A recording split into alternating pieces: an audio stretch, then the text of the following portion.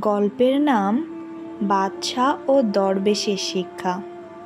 অনেক বছর আগে প্যারিসে এক বিখ্যাত বাদশা ছিলেন। নাম ছিল নুরউদ্দিন শাহ। তিনি ছিলেন শক্তিশালী, ধনী ও তার রাজ্য ছিল বিশাল। চারদিকে তার সুনাম ছড়িয়েছিল। রাজপ্রাসাদ ছিল সোনার তৈরি।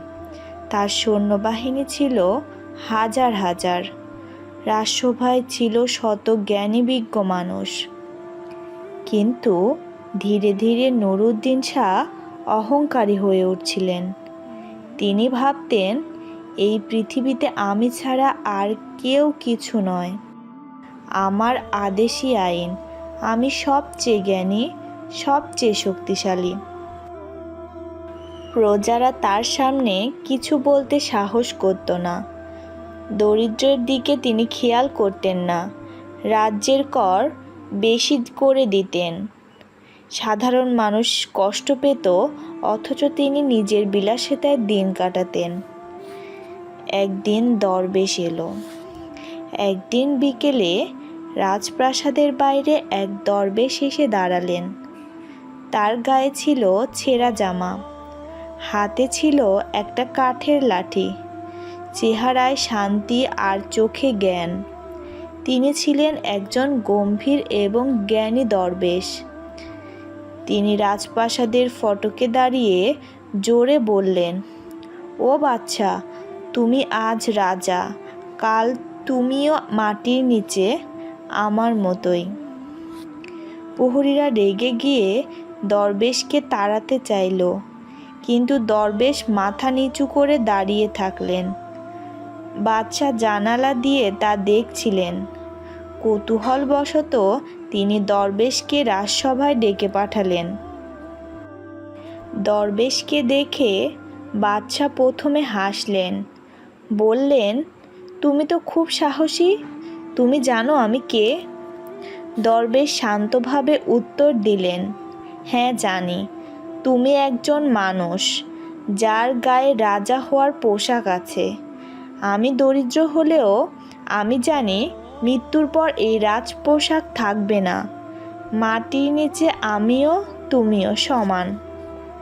বাদশা একটু বিরক্ত হলেন, কিন্তু দরবেশ আবার বললেন, তুমি যদি নিজের মৃত্যু প্রতিদিন স্মরণ করতে, তাহলে প্রাসাদের ওপর এত জুলুম করতে না। তুমি শুধু রাজা নয়, তুমি একজন জাতির অভিভাবক।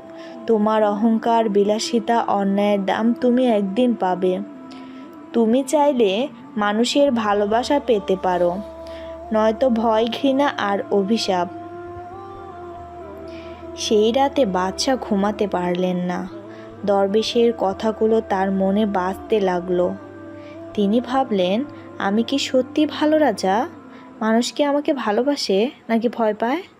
তিনি প্রথমবারের মতো আয়নায় তাকিয়ে দেখলেন, তার গায়ে রাজপোশাক থাকলেও চোখে আত্মতৃপ্তি নেই, মনে শান্তি নেই।